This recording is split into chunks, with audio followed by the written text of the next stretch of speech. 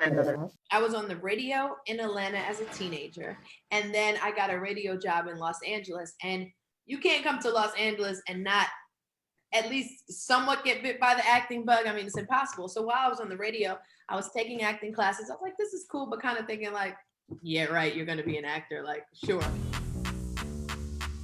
It gets a little crazy. It gives you chills. Beautiful melanin goddess that's before me. Hello. Coming up on another act, I talk with Lala Anthony about her acting evolution and why her work behind the camera is just as powerful as what she's doing in front of it. So you already know this, I think, La, but I've really enjoyed seeing your evolution as an actor. At what point did you first feel like you had this? Was it a particular role, a scene, an audition? What was it? I think definitely my confidence grew after Think Like a Man, because I was surrounded with so many incredible actors. You had Kevin Hart, Taraji, Gabrielle Union, Megan Good, Michael Ealy, Jerry Ferrara, Romany Malco. I mean, the list goes on forever and ever. And I was just like, Regina Hall, it was just like, to be in that group, I was like, wow, maybe this is a real thing. Maybe I can do this, and really push myself after that to really, really take it seriously, to go to class, to just really hone in on the craft. And I still do that. Like, it's never a thing where you have it mastered. Every role is a new journey. Every role, every character is a new experience. So you just have to stay on top of it. But it's something that I enjoy. It's something that I love. And I've also now been able to dabble in still my acting career, but producing as well, which has been really great, because you get to find projects that you love and projects that you're passionate about, that you want, the world to see. Yeah, absolutely. I'm really excited to talk to you about your journey as a producer. But before we get there, walk me back to when you first caught the acting bug, because I don't think that was your initial pursuit, or maybe it was always there and we just didn't necessarily know when we first met you. So I was on the radio in Atlanta as a teenager, and then I got a radio job in Los Angeles. And you can't come to Los Angeles and not at least somewhat get bit by the acting bug. I mean, it's impossible. So while I was on the radio, I was taking acting classes. I was like, this is cool, but kind of thinking like, yeah, right, you're going to be an actor. Like, sure. And then I got the MTV job. And what was great about that was that, at 20 years old, I was already being thrown in front of the camera. So even though I was hosting, I just got to become really comfortable with being in front of a camera, which obviously can translate into acting as well. So it kind of worked. And then from there, I just continued to build and grow in that space. And certainly get more intentional, I think, about the roles that you were selecting. Like Lakeisha on Power felt very transformative for you, and maybe even affirming. Was that the case?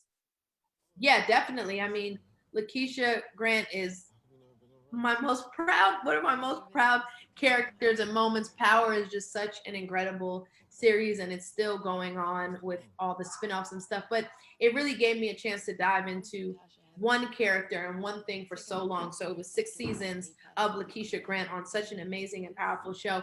And I thought that was where people really got a chance to see like what I could really do, and see the dynamic between me and Notorious character Tasha, or me and Joseph's character Tommy, really seeing the different dynamics. And it was so fun. And then it's been great now that Power's done to now be, on The Chi as well, which you're going from Courtney Kemp and 50 and their amazing creation, and then you're going to Lena Waithe and her writing and all her awesomeness. So I've just been blessed to be able to work with so many great people that I love and play just so many great characters.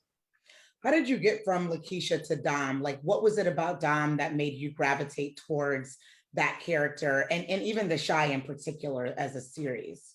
I just love like authentic, real stories. And I felt like the way Lena writes The Chi is just so relatable to what's happening to Black people in America, and so relatable to what's going on in these neighborhoods. And, a lot of people, when they think of Chicago, what comes to their mind is Miracle Mile and all this great shopping and nice hotels. And like, they don't even realize a couple blocks from there, people are being killed every 5 minutes. Mothers are burying their sons and daughters. It's like, a lot of people just want to ignore that. And The Chi just makes sure that we pay attention to what's going on. And that's what attracted me to the show and the character I love. It's like a girl who's a chef and living in, the hood, so to speak, and trying to figure out a way to make something of herself when everyone's saying, like, look, this is where you're from, this is all you're ever going to be able to do. You're not going to get out, you're not going to do anything else. And it's like, well, why can't I have these aspirations? And I know how I felt at different times growing up in certain environments, like, how am I ever going to get out of here? Like, you don't see a lot of people get out of here. Like, what am I going to do?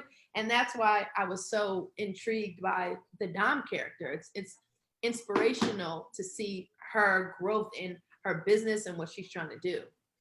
Yeah. And the Shy, as you mentioned, it's always been really on the forefront of talking about these things that we discussed at the dinner table, especially last season. They tapped into missing Black girls. This season, you guys are going to get into police brutality, and you were shooting it during the aftermath of George Floyd and that activation. What was that like being on set, knowing that you guys are going to go a little bit deeper in telling these stories? Yeah, I mean, it gives you chills. It's like when acting mirrors real life. Like, we're talking about something that's actually happening. And I was just in Chicago when the day the verdict was being read, and it was crazy because I was on set. And as I was driving into set, I see a lot of places boarded up, a lot of stores boarded up, because they're like, if this goes a certain way, are people going to riot? What's going to happen? Are people going to protest? Whatever it is. And it's just like, this is really happening. And we're really talking about this on the show and showing what we go through as black people every single day. Like, this is a real thing. And I am honored to be on a show that's not shying away from real topics and real issues and really shining a light on what's going on. It's a lot easier to just turn your cheek to it, especially in Hollywood. Like, I don't want to ruffle anybody's feathers. I don't want to talk about this.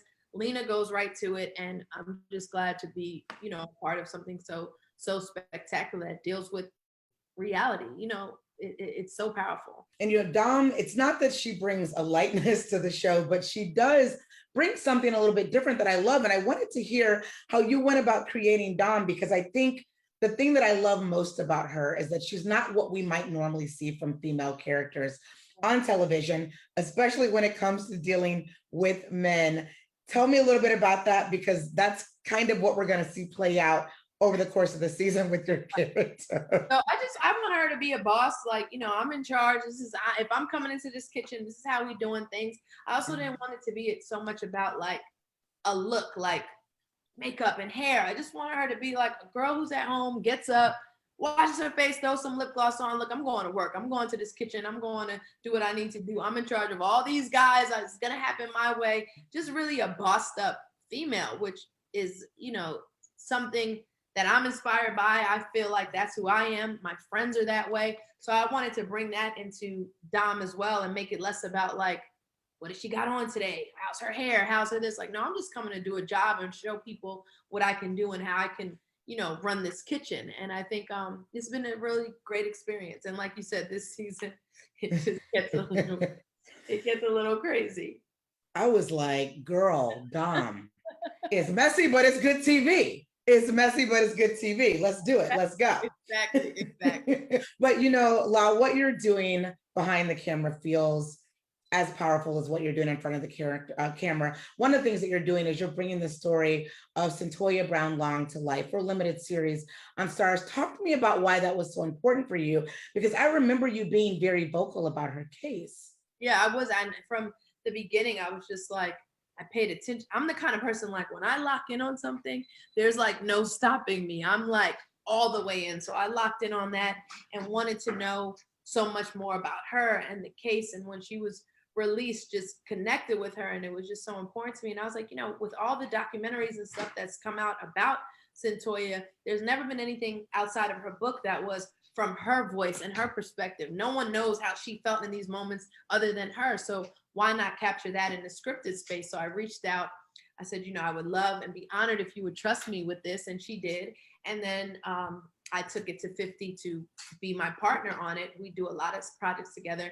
And I just know he's a person that will do it justice and we'll take our time and do it the right way. But it's been a great partnership. And I just think, again, a lot of people know the story, but when you know the story directly from the person's perspective, that's a different story. That's a whole different thing. And I'm excited that, we're currently in the trenches, so to speak, getting that going right now.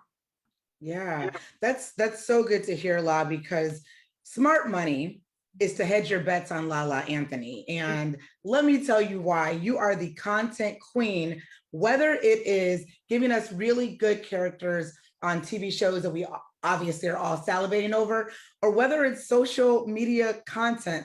When we were all stuck at home and were, grabbing for anything, it was you who was front and center with giving us all these really great TikTok videos and so on and so forth. Tell me a little bit about that, like, because you're the queen of this stuff. Like, Well, I mean, what? at times, because when I get super busy on set, I can't be, but during quarantine, you're looking for stuff to do. You want, to do fun stuff. I was with Cayenne. Cayenne is great at TikTok and all that stuff. So it's like, why not do things together? It brings us even closer and makes him feel like I'm in his world, so to speak. So it's been fun. But now that work has kicked back up the way it has, I'm like, okay, there's the Snapchat, there's the TikTok, there's the Thriller, there's this, there's that. Like, it's like so much that you really got to figure out like what you're going to focus on. Otherwise, you'll just be all over the place. That's so true. And I hope that doesn't mean that we're going to be getting less good, fun stuff. You'll get stuff, but you're also going to get more of me on TV. So you'll see why I've been pulling in 16-hour days on set and things like that. That's true. Well, we'll allow it because this season is so good. Lala Anthony, it is always so great to talk to you. Thank you so much for doing this today.